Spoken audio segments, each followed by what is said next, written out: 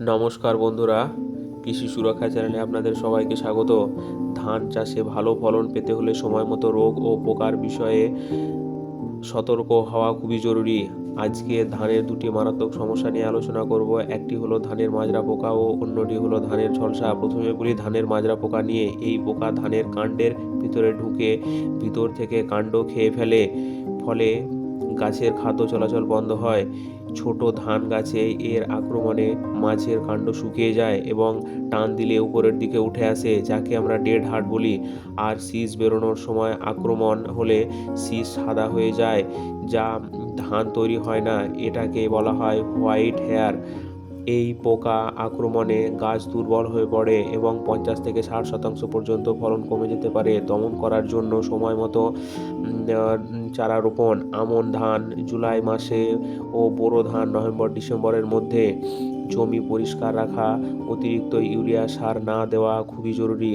ধান্য গবেষণা কেন্দ্র চুঁচুড়া, হুগলি থেকে উদ্ভাবিত পোকা সহনশীল জাত লাসমন্তী, সুহাসিনী ও ইরাবতী লাগানো যেতে পারে। 1 একর জমিতে একটি আলোক ফাঁদ ও 3টি ফেরোমন ফাঁদ বসানো যেতে পারে। ট্রাইকোগামা, যেটি ট্রাইকোকার্ড নামে পরিচিত, ক্ষুদ্র পরজীবী পোকা যে যে মাজরা পোকার ডিম ধ্বংস করে। মেঘলা ও কুয়াশাচ্ছন্ন আবহাওয়া হলে কার্বোফিউরান বিঘা প্রতি 1.5 থেকে 2 কেজি রোয়া করার 20 থেকে 25 দিনের মধ্যে প্রয়োগ করুন।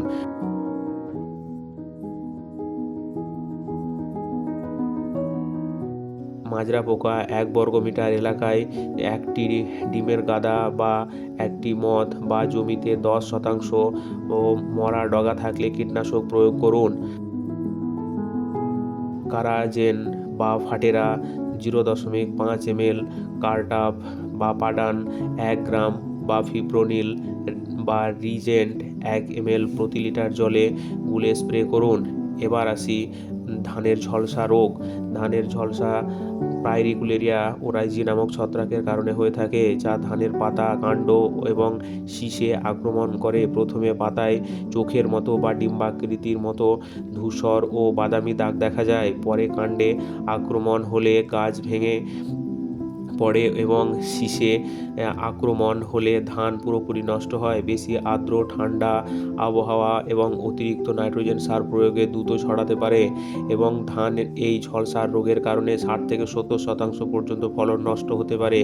এই রোগ দমন করতে হলে রোগ সহনশীল জাত, যেটা আমলা, স্বর্ণালী ও স্বর্ণ সুগন্ধি লাগানো যেতে পারে, যা ধান্য গবেষণা কেন্দ্র চুঁচুড়া, হুগলি থেকে উদ্ভাবিত। জৈব বিকল্প হিসাবে সিউডোমোনাস ফ্লোরেসেন্স ব্যবহার করুন। জমিতে 25% গুছিতে রোগ দেখা দিলে ছত্রাকনাশক প্রয়োগ করুন। ট্রাইসাইক্লোজোল 1 গ্রাম বা ব্লাসিল 2 ml, অ্যামিস্টারটপ 1 ml প্রতি লিটার জলে গুলে স্প্রে করুন।